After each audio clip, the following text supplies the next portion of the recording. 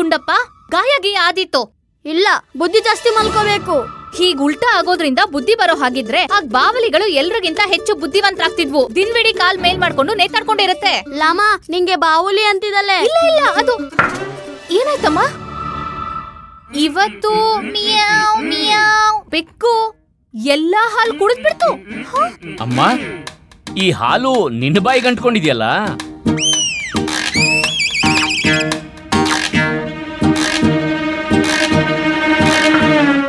ನಾನು ಬೆಕ್ಕನ್ನ ಓಡಿಸ್ತಿದ್ದೆ.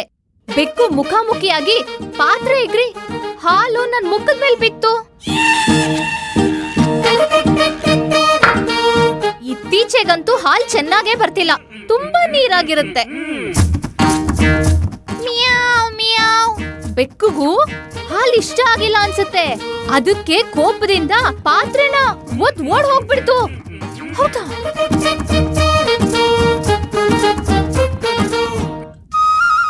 ಈಗ ನೀವು ಶೀರ್ಷಾಸನ ಬಿಟ್ಟು ಧನಾಸನದ ಬಗ್ಗೆ ಯೋಚಿಸಿ.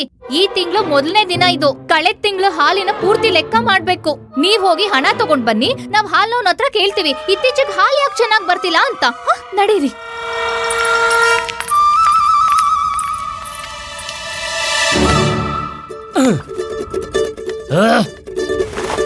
ಈ ಪತಿಯರ್ನ ನೆಟ್ಟಿಗೆ ಮಾಡೋದು ಈ ಸತಿಯರಿಗೆ ತುಂಬಾ ಚೆನ್ನಾಗಿ ಗೊತ್ತಿದೆ. ತಿಂಗಳು ಮುಗಿಯೋದೇ ತಡ. ಹಾಲಿನ ಲೆಕ್ಕ, ಧಾನ್ಯದ ಲೆಕ್ಕ, ಅಗಸಿನ ಲೆಕ್ಕ, ಸೌದೆ ಲೆಕ್ಕ, ಅವ್ರ ಲೆಕ್ಕ, ಇವ್ರ ಲೆಕ್ಕ.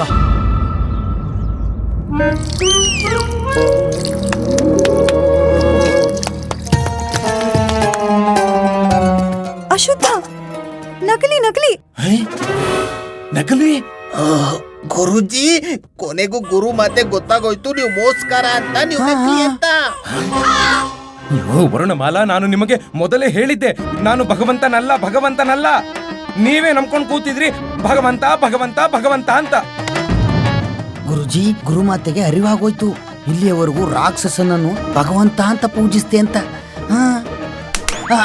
ಹೋಗೋ ಹುಚ್ಚ, ಏಕೆ ಮೂರ್ಖನತೆ ಮಾತನಾಡುತ್ತಿರುವೆ? ಭಕ್ತನಿಗೆ ಭಗವಂತ ನಕಲಿ ಆಗಲು ಸಾಧ್ಯವೇ? ಸ್ವಾಮಿ, ತಾವು 100% ಸಾಕ್ಷಾತ್ ಚತುರ್ಭುಜ ನಾರಾಯಣ. ಕೃತಕವಿರೋದು ಈ ಹಾಲು. ಈ ಹಾಲು ನಕಲಿಯೇ? ಹಾ ಸ್ವಾಮಿ, ಕೃತಕ, ಕಲಬೆರಕೆ ಹಾಲು. ಅದಕ್ಕೆ ನಮ್ಗೆ ನಿಮ್ಮ ಚತುರ್ಭುಜ ರೂಪದ ದರ್ಶನವಾಗುತ್ತಿಲ್ಲ. ಆದ್ರೆ ನಿಮ್ಮ ಕೃಪೆಯಿಂದ ನಾವಿದಕ್ಕೀಗ ಉಪಾಯವನ್ನು ಹುಡುಕಿದ್ದೇವೆ. ಉಪಾಯ? ಎಂಥ ಉಪಾಯ? ಅದೇ, ನೀವು ಮನೆಗೆ ಒಂದು ಹಸು ತನ್ನಿ, ನಾವು ಅದರ ಶುದ್ಧ ಹಾಲಿನಿಂದ ನಿಮಗೆ ಅಭಿಷೇಕ ಮಾಡುತ್ತೇವೆ. ಯಾವ ಹಸು ತರಲಿ, ಎಲ್ಲಿಂದ ತರಲಿ, ಹೇಗೆ ತರಲಿ? ವರ್ಣಮಾಲಾ, ಈ ಹಸು ಇರುತ್ತಲ್ಲ, ಬಹಳ ದುಬಾರಿ ಆಗುತ್ತೆ. ಅರ್ಥ ಆಗ್ತಿದೆ ಸ್ವಾಮಿ, ನೀವು ಅಪಹಾಸ್ಯ ಮಾಡ್ತಿದ್ದೀರಾ ಅಲ್ವಾ? ನಿಮ್ಗ್ ಹಸು ತರೋದೇನ್ ಕಷ್ಟ ಅಲ್ಲ, ನೀವು ಕೊಳಲೋದಿದ್ರೆ ಸಾಕು, ಆಗ ಒಂದೇನು 100 ಹಸುಗಳು ಓಡಿ ಬಂದ್ಬಿಡುತ್ತವೆ. ನಾವ್ ಈಗಲೇ ಬರ್ತೀವಿ ಸ್ವಾಮಿ. ನೀವೇನ್ ತರ ಕೂಗ್ತಿದ್ದಾಳೆ? ಗೊತ್ತಿಲ್ಲ ಗುರುಜಿ.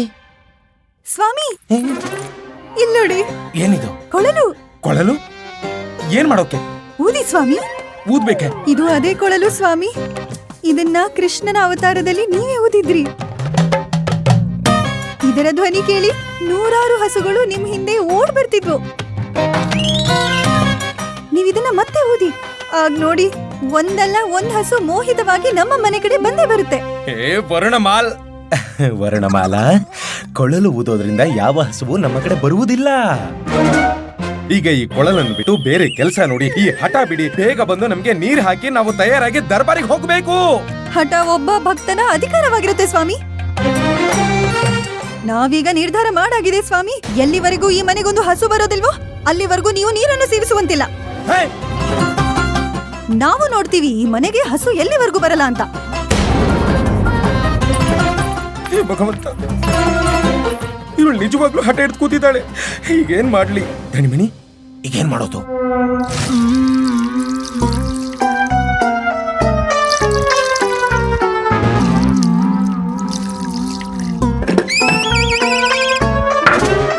ಇತ್ತೀಚೆಗೆ ಹಾಲು ತುಂಬಾ ತೆಳು ಬರ್ತಿದೆ, ಮೊಸರು ಕೂಡ ಬಹಳ ತೆಳು ಆಗ್ತಿದೆ.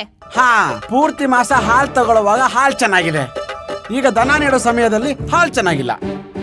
ಹಾಲು ಚೆನ್ನಾಗಿಲ್ವೋ, ನೀಯತ್ ಚೆನ್ನಾಗಿಲ್ವೋ ಒಂದು ತಿಳಿತಿಲ್ಲ. ನಾಲ್ಗೆ ಹಿಡಿತದಲ್ಲಿರ್ಲಿ, ತಗೋ ನಿನ್ ಧನ.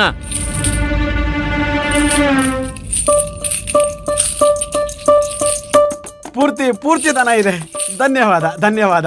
ಧನ ಪೂರ್ತಿ ತಗೊಂಡ್ಮೇಲೆ ಹಾಲು ಸರಿಯಾಗಿ ಕೊಡು. ಅಮ್ಮ ಶಾರದಾ ಹೇಳ್ತಿದ್ದಾರೆ ಅಂದ್ಮೇಲೆ ಹಾಲಲ್ಲಿ ನೀರಿದೆ ಅಂತ. ನೀರಿದೆ, ಅವ್ರು ಸುಳ್ಳು ಹೇಳ್ತಾರಾ? ಸರಿಯಾಗಿದೆ. ಅಮ್ಮ ಹಾಗೂ ಶಾರದಾ ಅವರು ಹೇಳ್ತಿದ್ದಾರೆ ಹಾಲು ನೀರಾಗಿದೆ ಅಂತ. ನೀರಾಗಿದೆ, ಅದ್ರಲ್ಲಿ ನನ್ನ ತಪ್ಪೇನೂ ಇಲ್ಲ. ಪೂರ್ತಿ ತಪ್ಪು. ಆ ತಪ್ಪೆಲ್ಲ ನಂದು ಹಸುದು. ಹಸುದು? ಈಗೀಗ ಅದು ಹುಲ್ಲು ಕಡಿಮೆ ತಿನ್ನುತ್ತೆ, ನೀರು ಜಾಸ್ತಿ ಕುಡಿತಿದೆ. ಹುಲ್ಲು ಕಡಿಮೆ ತಿಂದು ನೀರು ಜಾಸ್ತಿ ಕುಡಿದ್ರೆ ಹಾಲು ನೀರಾಗೆ ಬರುತ್ತೆ ಅಲ್ವಾ? ಸರಿ, ನಾನು ಹಾಗಾದ್ರೆ ಬರ್ತೀನಿ. ಧನ್ಯವಾದ.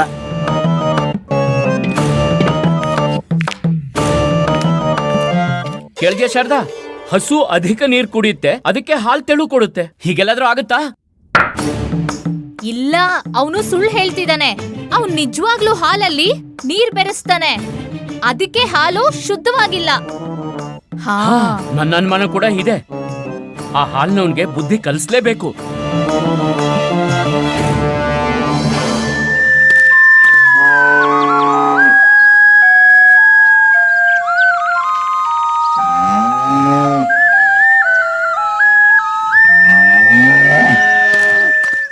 ಮಣಿ ನಮ್ಗಂತೂ ಗುರುಜಿಯ ಉತ್ಸಾಹ ನೋಡಕ್ ಆಗ್ತಿಲ್ಲ. ಗುರುಜಿ ಇನ್ನು ಜೋರಾಗಿ ಓದಿ ಕೊಳಲನ್ನ, ಯಾಕಂದ್ರೆ ಹಸು ನಿಮ್ಮ ಸಮೀಪ ಬರ್ಬೇಕು. ಅರೆ ಗುರುಜಿ, ಅದ್ಭುತ! ಏನ್ ಚೆನ್ನಾಗಿ ಓದ್ತಿದ್ದೀರಾ. ಏನ್ ಸ್ವರ, ಅಬ್ಬಬ್ಬ, ಏನ್ ಸ್ವರ ಓದ್ತಾನೆ ಇರಿ. ನಾವು ಮಧುರವಾಗಿ ಓದ್ತಿದೀವ. ಬಹಳ ಮಧುರವಾಗಿ ಓದ್ತಿದ್ದೀರಾ ಗುರುಜಿ. ಇನ್ನೂ ಮಧುರವಾಗಿ ಓದ್ತೀವಿ ನೋಡಿ. ಮುದುಕಂಗೆ ಮಾತಾಡಕ್ಕೆ ಬಿಡಬಾರ್ದು. ಅದ್ಭುತ ಗುರುಜಿ, ಅದ್ಭುತ.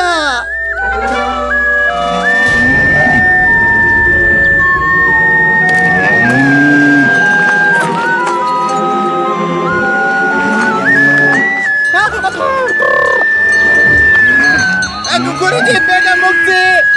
ಇನ್ನೆಷ್ಟು ಬೇಗ ಮುಗಿಸ್ಲಿ, ಇನ್ನಷ್ಟು ಜೋರಾಗಿ ಓದ್ತೀವಿ.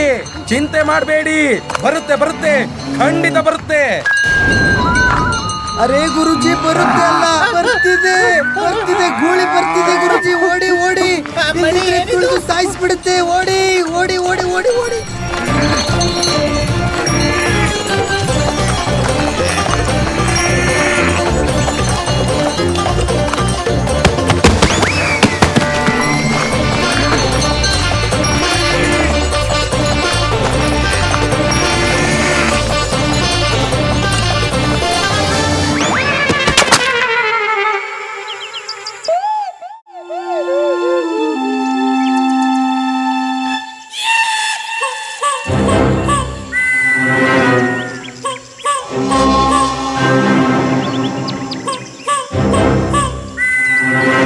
ಧನಿಮಣಿ, ಇದೇನು? ಏನಿಲ್ಲ ಗುರುಜಿ, ಇದು ಸಗಣಿ.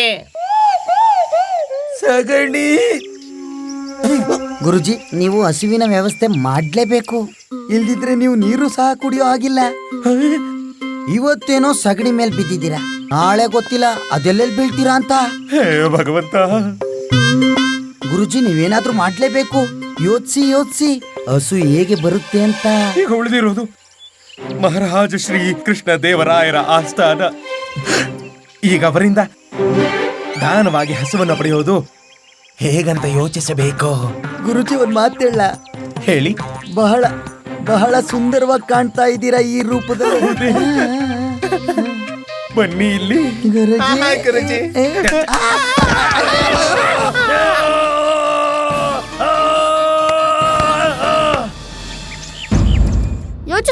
ಯೋಚಿಸು. ಏನ್ ಯೋಚಿಸ್ಲಿ? ಅದೇ ಹಸು ತಗೊಳ್ಳೋ ಬಗ್ಗೆ. ಹಸು ಬಂದಿಲ್ಲ ಅಂದ್ರೆ ನಾವು ಹಾಲು ಕುಲಿಯೋದು. ನಾವು ಹಾಲು ಕುಲಿಲ್ಲ ಅಂದ್ರೆ ಶಕ್ತಿ ಹೇಗೆ ಬಲ್ಲದಲ್ಲಮ್ಮ. ಯೋಚಿಸು. ಅಯ್ಯೋ ಸುಮ್ನಿರು ಗುಂಡಪ್ಪ. ಯೋಚಿಸಿದ್ರೆ ಹಸು ಬರಲ್ಲ. ನನ್ನ ಹತ್ರ ಅಷ್ಟು ಹಣ ಎಲ್ಲಿದೆ ಹಸು ಖರೀದಿಸೋಷ್ಟು? ಮತ್ತೆ ಹಸು ತಿನ್ಸೋಕೆ ಮೇವು ಕೂಡ ಬೇಕಲ್ವಾ?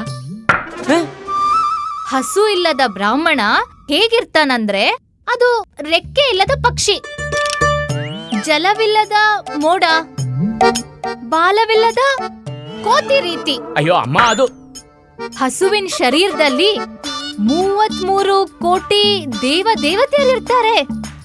ಹಸುವಿನ ಹಾಲು, ಸಗಣಿ, ಗಂಜಲ, ತುಪ್ಪ ಎಲ್ಲದರಲ್ಲೂ ಅಮೃತದಂತ ಗುಣವಿರುತ್ತೆ. ಅದಕ್ಕೆ ನೀನು ಹಸು ತರ್ಲೇಬೇಕು. ಆದ್ರೆ ಒಂದ್ ವೇಳೆ ಹಸು ತರ್ಲಿಲ್ಲ ಅಂದ್ರೆ ಏನಮ್ಮ? ಅಮ್ಮ ಅಮ್ಮ ಅಮ್ಮ. ಈಗ ಈ ಮನೆಗೆ ಹಸುವಿನ ಜೊತೆನೆ ಬರ್ಬೇಕು, ಅನ್ಯಥಾ ಬರ್ಬೇಡ. ರಾಮ, ಏನಾದ್ರೂ ಯೋಚಿಸು. ಈಗ ಹಸು ಇಲ್ಲದೆ ಮನೆಯೊಳಗೆ ಪ್ರವೇಶವಿಲ್ಲ. ಅಯ್ಯೋ, ಹಸು ಎಲ್ಲಿಂದ ತರ್ಲಿ? ನಾನು ಏನ್ ಮಾಡ್ಲಿ? ಮಹಾರಾಜ ಕೃಷ್ಣದೇವರಾಯರಿಂದ ರಾಜರನ್ನು ಗೋಬ್ರಾಹ್ಮಣ ಪ್ರತಿಪಾಲಕ ಎನ್ನಲಾಗುತ್ತದೆ. ಇಂದು ದರ್ಬಾರಲ್ಲಿ ರಾಜ ಕೃಷ್ಣದೇವರಾಯರಿಂದ ಹಸುದಾನ ಪಡೆಯುವ ಬಗ್ಗೆ ಯೋಚಿಸು.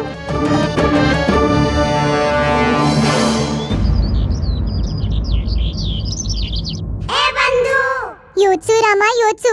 ಮಹಾರಾಜರಿಂದ ದಾನ ಹೇಗ್ ಕೇಳ್ತೀಯ? ಹಾ ಯೋಚನೆ ಮಾಡಕ್ ಬಿಡು, ಸುಮ್ನಿರು. ಯಾವಾಗ ನಾವು ಯೋಚಿಸೋಕೆ ಮುಂದಾಗ್ತೀವೋ ಸಗಣಿ ನಮ್ ಕಣ್ಮುಂದೆ ಬಂದ್ಬಿಡುತ್ತೆ.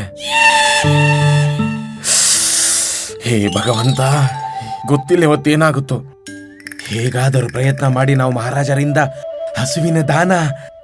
ಮಹಾರಾಜ ಕೃಷ್ಣದೇವರಾಯರಿಗೆ, ಮಹಾರಾಜ ಕೃಷ್ಣದೇವರಾಯರಿಗೆ, ಮಹಾರಾಜ ಕೃಷ್ಣದೇವರಾಯರಿಗೆ.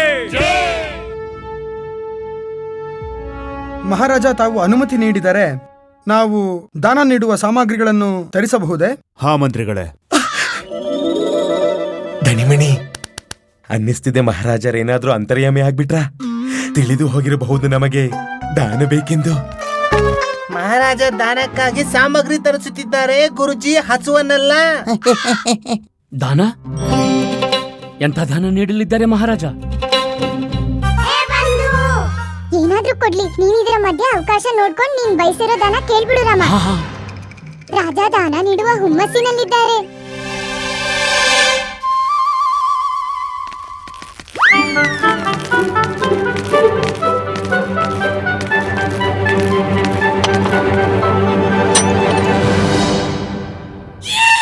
ಈ ಸಮಸ್ತ ಸಾಮಗ್ರಿ ಪಂಡಿತರಿಗೆ ದಾನ ನೀಡಲು ತರಿಸಲಾಗಿದೆ.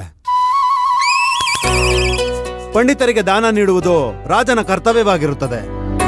ಅದರಿಂದ ರಾಜ್ಯ ಸುಖ ಸಮೃದ್ಧಿಯಾಗಿರುತ್ತದೆ. ನಿಜ. ಪಂಡಿತ ರಾಮಕೃಷ್ಣ.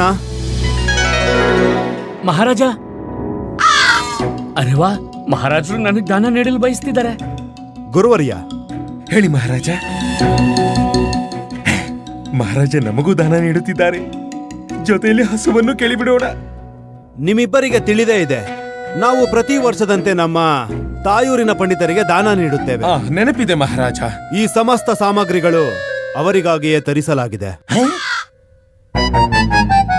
ನಮ್ಮ ತಾಯೂರಿನ ಪಂಡಿತರು ಪ್ರತಿ ವರ್ಷ ನಮ್ಮ ರಾಜ್ಯದ ಹಿತಕ್ಕಾಗಿ ಪ್ರಾರ್ಥನೆ ಪೂಜೆ ಮಾಡುತ್ತಾರೆ. ನಾವು ಬಯಸುತ್ತೇವೆ ಪಂಡಿತ ರಾಮಕೃಷ್ಣ, ತಾವು ಹಾಗೂ ಗುರುವರ್ಯ ಇಬ್ಬರೂ ಸೇರಿ ಈ ಸಾಮಗ್ರಿಗಳ ಪರಿಶೀಲನೆ ಮಾಡಿ. ಒಂದ್ ವೇಳೆ ಇದರಲ್ಲಿ ಕಡಿಮೆ ಎನಿಸಿದರೆ ನಮಗೆ ತಿಳಿಸಿ, ನಾವದನ್ನು ಜೊತೆಗೆ ಕಳಿಸಿಕೊಡುತ್ತೇವೆ. ಮಹಾಮಂತ್ರಿಗಳೇ. ಮಹಾರಾಜ,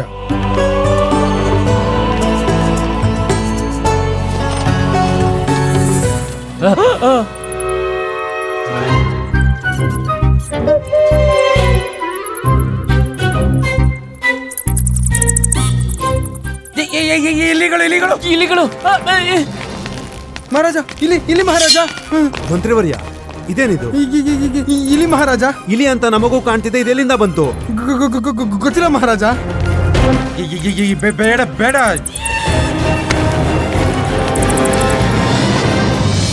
ಶಾಂತವಾಗಿರಿ, ಶಾಂತವಾಗಿರಿ ಎಲ್ರು.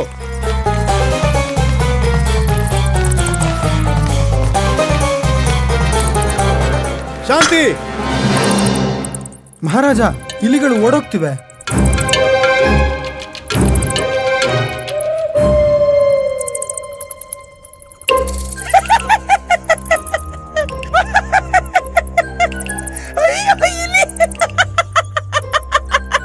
ಗುರುವರ್ಯ, ನಮಗ್ ಗೊತ್ತಿದೆ ಇಲ್ಲಿ ಬಂದಿದೆ, ಬರಬಾರದಿತ್ತು. ಆದ್ರೆ ಉಪಹಾಸ್ಯ ಮಾಡುವ ಅವಶ್ಯಕತೆ ಇಲ್ಲ. ಶಾಂತಿ.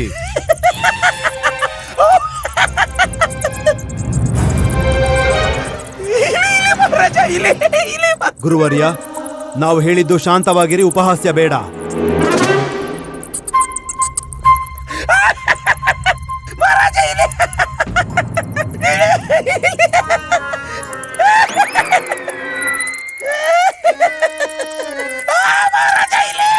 ಗುರುವರ್ಯ, ನಾವು ಅಂತಿಮವಾಗಿ ಹೇಳುತ್ತಿದ್ದೇವೆ, ಶಾಂತವಾಗಿರಿ, ಉಪಹಾಸ್ಯ ಮಾಡುವ ಅವಶ್ಯಕತೆ ಇಲ್ಲ.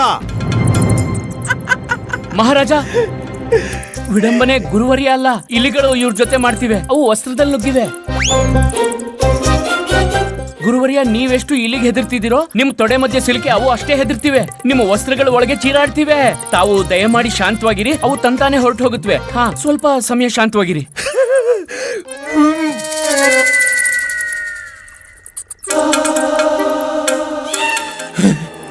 ಹೋಯ್ತು, ಇಲಿ ಹೊರಟೋಯ್ತು ಗುರುವರ್ಯ. ಎಲ್ಲ ಇಲಿಗಳು ಹೊರಟೋಯ್ತು. ಆದ್ರೆ ನಾವು ಆಶ್ಚರ್ಯಗೊಂಡೆವು ನಿಮ್ಮೆಲ್ಲರ ಪ್ರತಿಕ್ರಿಯೆ ನೋಡಿ. ಈ ಇಲಿಗಳನ್ನು ಕಂಡು ನಮ್ಮ ಸಾಹಸಿ ಸಭಾಸದರು ಎಷ್ಟು ಭಯಭೀತರಾಗಿದ್ದಾರೆ ಎಂದರೆ ಅಷ್ಟು ಭಯಭೀತರಾಗಿದ್ದರು. ತಿಳಿಯುತ್ತಿಲ್ಲ ಗಡಿ ರೇಖೆಯಲ್ಲಿ ಶತ್ರುಗಳ ಮುಂದೆ ನಿಂತಾಗ ಏನು ಮಾಡುವಿರೆಂದು. ಮಹಾಮಂತ್ರಿಗಳೇ, ಮಹಾರಾಜ, ಇಷ್ಟೊಂದು ಇಲಿಗಳು ಎಲ್ಲಿಂದ ಬಂದವು? ಸಮಸ್ತ ಸಾಮಗ್ರಿಯನ್ನು ಹಾಳು ಮಾಡಿವೆ. ಮಹಾರಾಜ, ಅದು ಇದು ಏನು ನಡೆಯುತ್ತಿದೆ ನಮ್ಮ ರಾಜ್ಯದಲ್ಲಿ? ಇಷ್ಟೊಂದು ಇಲಿಗಳು ಬಂದಿವೆ, ನೀವೆಲ್ಲ ಏನು ಮಾಡುತ್ತಿದ್ದೀರಾ? ಮಲಗಿದ್ದೀರಾ? ಪಂಡಿತ ರಾಮಕೃಷ್ಣ ಮಹಾರಾಜ, ತಾವು ಈ ಇಲಿಗಳ ವಿಷಯದಲ್ಲಿ ಏನಾದ್ರೂ ಹೇಳುವಿರಾ? ಏನಂದ್ರೆ ಮನ ಉಳಿಯಿತು ಮಹಾರಾಜ. ನಿಮ್ಮ ತಾತ್ಪರ್ಯವೇನು ಪಂಡಿತ ರಾಮಕೃಷ್ಣ? ಗುರುಜಿ, ಪಂಡಿತ ರಾಮಕೃಷ್ಣ ಹೇಳುತ್ತಿದ್ದಾರೆ ಇಲಿಯ ಕಾರಣದಿಂದ ವಸ್ತ್ರ ಕಳಚಿ ಬೀಳ್ತಿತ್ತು. ಬಾಯ್ ಮುಚ್ಚಿ ಮೂರ್ಖರೇ. ಪಂಡಿತ ರಾಮಕೃಷ್ಣ, ಸ್ಪಷ್ಟಪಡಿಸಿ, ಮಾನ ಉಳಿಯಿತು ಎಂದರೆ ಅದರ ಅರ್ಥವೇನು? ಮಹಾರಾಜ, ನಾನು ಈ ರಾಜ್ಯದ ವಿಜಯನಗರದ ಹಾಗೂ ತಮ್ಮ ಮರ್ಯಾದೆಯ ಬಗ್ಗೆ ಮಾತಾಡ್ತಿದ್ದೆ. ಸ್ವಲ್ಪ ಯೋಚಿಸಿ, ಒಂದೊಮ್ಮೆ ಈ ಬುಟ್ಟಿ ತಮ್ಮ ತಾಯಿಯೂರಲ್ಲಿ ತೆರೆದಿದ್ರೆ, ಈ ಇಲಿಗಳ ಜೊತೆಯಲ್ಲೇ ಅವು ಕಡಿದು ಬಿಟ್ಟ ದಾನ ಸಾಮಗ್ರಿ ನಿಮ್ಮ ತಾಯಿಯವರಿಗೆ ತಲುಪಿದ್ರೆ, ಆಗ ನಿಮ್ಮ ಹಾಗೂ ವಿಜಯನಗರದ ಮರ್ಯಾದೆ ಹಾಳಾಗುತ್ತಿತ್ತಲ್ವೇ? ನಿಮ್ಮ ಮಾತಂತೂ ಸತ್ಯ ಪಂಡಿತ ರಾಮಕೃಷ್ಣ. ಮಹಾಮಂತ್ರಿಗಳೇ, ಮಹಾರಾಜ, ಹೊಸ ದಾನದ ಸಾಮಗ್ರಿಗಳ ವ್ಯವಸ್ಥೆ ಮಾಡಿ. ನಿಮ್ಮಾಜ್ಞೆ ಮಹಾರಾಜ. ತೆಗೆದುಕೊಂಡು ಹೋಗಿ ಇದನ್ನು ಬೇಗ. ಮಹಾರಾಜ, ಒಂದ್ ಮಾತು ಕೇಳಬೇಕಿತ್ತು. ಹಾ, ಹೇಳಿ. ಮಹಾರಾಜ, ಇಲಿಗಳು ಇಲ್ಲಿಂದ ಹೋಗಿವೆ, ಆದ್ರೆ ನಮ್ಮ ರಾಜ್ಯದಿಂದಲ್ಲ. ನಾವು ಸುಮ್ನಿದ್ರೆ ಅಲ್ಲಿ ಎಲ್ಲಾ ವಸ್ತುಗಳನ್ನು ಕಡಿದು ಕಡಿದು ಹಾಳು ಮಾಡುತ್ತವೆ. ಅವು ದಾನದ ಹೊಸ ಸಾಮಗ್ರಿಗಳನ್ನು ಹಾಳು ಮಾಡಬಹುದು. ನೀವೇನು ಹೇಳಬೇಕೆಂದಿದ್ದೀರಿ? ಇಲಿಗಳನ್ನ ಓಡಿಸುವ ಉಪಾಯ ಮಹಾರಾಜ. ಸ್ವಲ್ಪ ಯೋಚಿಸಿ. ಇಂದು ಇಷ್ಟು ಇಲಿಗಳ ಕಾರಣ ದರ್ಬಾರಲ್ಲಿ ಇಷ್ಟೊಂದು ಭಯ ಉಂಟಾಗಿತ್ತು. ನಾಳೆ ಇದೇ ಇಲಿಗಳು ಸಂತಾನ ಹೆಚ್ಚಾದ್ರೆ ಅವು ದ್ವಿಗುಣ ಆಗುತ್ತೆ, ತ್ರಿಗುಣ ಆಗುತ್ತೆ, 100 ಪಟ್ಟು ಹೆಚ್ಚಾಗುತ್ತೆ. ಆಗೇನಾಗಬಹುದು ಮಹಾರಾಜ? ಆಗೇನಾಗುತ್ತದೆ? ಪ್ರಳಯಕಾರಿ ಸ್ಥಿತಿ ಉತ್ಪನ್ನವಾಗುತ್ತೆ ಮಹಾರಾಜ. ಎಲ್ಲಕ್ಕಿಂತ ಮೊದಲು ಇಲಿಗಳು ನಮ್ಮ ಮನೆಯೊಳಗೆ ನುಗ್ಗಿ ಎಲ್ಲಾ ವಸ್ತುಗಳನ್ನು ನಾಶ ಮಾಡುತ್ತೆ. ಹೀಗೂ ಆಗ್ಬಹುದು. ರಾಜ್ಯದ ಖಜಾನೆ ನುಗ್ಗಿ ಧನವನ್ನೆಲ್ಲ ಕಡ್ದು ಹಾಕ್ಬಹುದು. ಅದಾದ್ಮೇಲೆ ನಮ್ಮ ಮನೆಗ್ ನುಗ್ಗಿ ಗೋಡೆ ಕೆರೆಯಕ್ಕೆ ಶುರು ಮಾಡುತ್ತವೆ. ಮನೆ, ಅರಮನೆ ಎಲ್ಲ ಉರುಳು ಹೋಗುತ್ತೆ. ಅದರ ನಂತರ ಇವು ರಾಜ್ಯದ ಅಣೆಕಟ್ಟು ಕೊರಿಯತ್ವೆ ಮಹಾರಾಜ. ಎಲ್ಲಾ ಕಡೆ ಜಲಪ್ರಳಯ ಆಗುತ್ತೆ ಮಹಾರಾಜ. ಯಾರು ಈ ಜಲಪ್ರಳಯದಿಂದ ಪಾರಾಗಿ ಆಶ್ರಯ ಪಡೆಯೋದಕ್ಕೆ ಸುರಕ್ಷಿತ ಸ್ಥಳಕ್ಕೆ ಹೋಗ್ತಾರೋ ಆಗಿವು ಅಲ್ಲಿಗೂ ಬಂದು ಅವರ ವಸ್ತ್ರದೊಳಗೆ ನುಗ್ಬಿಡುತ್ತವೆ ಮಹಾರಾಜ. ಇಲ್ಲ ಇಲ್ಲ ಇಲ್ಲ ಮಹಾರಾಜ, ಬಹಳ ಕಷ್ಟವಾಗುತ್ತೆ ಮಹಾರಾಜ, ಬಹಳ ಕಷ್ಟವಾಗುತ್ತೆ. ಅಯ್ಯೋ ಮಹಾರಾಜ, ಈ ಇಲಿಗಳನ್ನ ನಾಶ ಮಾಡೋಕೆ ಏನಾದ್ರೂ ಉಪಾಯ ಹುಡುಕ್ಲೇಬೇಕು ಮಹಾರಾಜ. ಎಂತ ಉಪಾಯ? ಒಂದು ಅಂತ ಉಪಾಯ, ಅದರಿಂದ ಅವು ನಾಶ ಆಗ್ಬೇಕು ಮಹಾರಾಜ. ನನ್ನ ಹತ್ರ ಒಂದು ಉಪಾಯ ಇದೆ ಮಹಾರಾಜ. ಅದೇನು ಹೇಳಿ ಗುರುವರ್ಯ. ಮಹಾರಾಜ, ರಾಜ್ಯದಲ್ಲಿ ಬೆಕ್ಕು ಸಾಕೋಣ. ಬೆಕ್ಕೆ? ಬೆಕ್ಕು ಸಾಕೋಣ. ಆಗ ಬೆಕ್ಕು ಬೆಕ್ಕು ಬೆಕ್ಕು ಬೆಕ್ಕು ಬೆಕ್ಕು ಬೆಕ್ಕು ಇಲಿನ ಸಾಯಿಸುತ್ತೆ, ಇಲಿನ ತಿನ್ನುತ್ತೆ, ಇಲಿನ ಓಡಿಸುತ್ತೆ. ಹಾ ಮಹಾರಾಜ, ನಾನು ಹೇಳೋದೇನಂದ್ರೆ ತಾವೊಂದು ಬೆಕ್ಕು ತರಿಸಿ ನಮ್ಮೆಲ್ರಿಗೂ ದಾನವಾಗಿ ಕೊಟ್ಬಿಡಿ. ಎಲ್ರ ಮನೇಲೂ ಬೆಕ್ಕಿದ್ರೆ ಆಗ ಇಲಿಗಳು ತಂತಾನೆ ನಾಶ ಆಗುತ್ತವೆ. ಮತ್ತೆ ಹಾ ಮಹಾರಾಜ, ಬೆಕ್ಕು ಹಾಲು ಕುಡಿಯುತ್ತೆ ಅಲ್ವಾ? ಅದಕ್ಕೆ ಬೆಕ್ಕು ಮಾತ್ರ ಅಲ್ಲ, ಆ ಬೆಕ್ಕಿನ ಜೊತೆ ಒಂದು ಹಸುನು ಕೊಟ್ಬಿಡಿ. ಬೆಕ್ಕು ಹಸು ಹಾಲು ಕುಡಿದು ದಡುತೆ ಆಗುತ್ತೆ. ದಡುತೆ ಆದ್ಮೇಲೆ ಇಲಿಗಳನ್ನು ಓಡಿಸುತ್ತೆ, ತಿನ್ನುತ್ತೆ, ಆಗ ಇಲಿಕುಲ ನಾಶ. ಉಪಾಯವೇನೋ ಉಪಯುಕ್ತವಾಗಿದೆ ಮಹಾರಾಜ. ಉಚಿತವಿದೆ. ನಿಮ್ಮೆಲ್ಲರಿಗೂ ಒಂದೊಂದು ಬೆಕ್ಕನ್ನು ನೀಡಲಾಗುವುದು. ಅದರ ಜೊತೆ ಒಂದು ಹಸುವನ್ನು. ಆದರೆ ಸ್ಮರಣೆ ಇರಲಿ, ಆ ಹಸುವಿನ ಹಾಲನ್ನು ಕೇವಲ ಆ ಬೆಕ್ಕು ಕುಡಿಯಬೇಕು. ಇದರಿಂದ ಅದು ತಂದೃಷ್ಟವಾಗುತ್ತದೆ ಹಾಗೂ ಇಲಿಗಳನ್ನು ಬೇಟೆಯಾಡುತ್ತದೆ. ಇದಕ್ಕೆ ಸ್ವರೂಪವಾಗಿ 1 ತಿಂಗಳ ನಂತರ ನೀವೆಲ್ಲ ನಿಮ್ಮ ಬೆಕ್ಕಿನ ಜೊತೆ ಈ ರಾಜ ದರ್ಬಾರಿನಲ್ಲಿ ಉಪಸ್ಥಿತರಾಗಬೇಕು. ಯಾರ ಬೆಕ್ಕು ದೃಢವಾಗಿರುತ್ತೋ ಆ ಒಡೆಯನಿಗೆ ಪುರಸ್ಕಾರ ರೂಪದಲ್ಲಿ ಒಂದು ವಜ್ರಖಚಿತ ಹಾರ ನೀಡಲಾಗುವುದು. ಹಾಗೂ ಯಾರ ಬೆಕ್ಕು ದೃಢವಿರುವುದಿಲ್ಲವೋ ತೆಳ್ಳಗಾಗಿರುವುದೋ ಆ ಒಡೆಯನಿಗೆ ದಂಡನೆ ನೀಡಲಾಗುವುದು. ಪಂಡಿತ ರಾಮಕೃಷ್ಣ, ಸರಿಯಲ್ಲವೇ? ಹಾ, ಸರಿಯಾಗಿದೆ ಮಹಾರಾಜ, ಸರಿ ಇದೆ. ಅದ್ಭುತ. ಮಹಾಮಂತ್ರಿಗಳೇ, ಮಹಾರಾಜ, ಎಲ್ಲಾ ಸಭಾಸದರಿಗೆ ಒಂದು ಬೆಕ್ಕು ಹಾಗೂ ಅದರ ಜೊತೆಯಲ್ಲಿ ಒಂದು ಹಸುವನ್ನು ಪ್ರದಾನ ಮಾಡಿ. ತಮ್ಮ ಆಜ್ಞೆಯನ್ನು ಖಂಡಿತವಾಗಿಯೂ ಪಾಲಿಸುತ್ತೇವೆ ಮಹಾರಾಜ.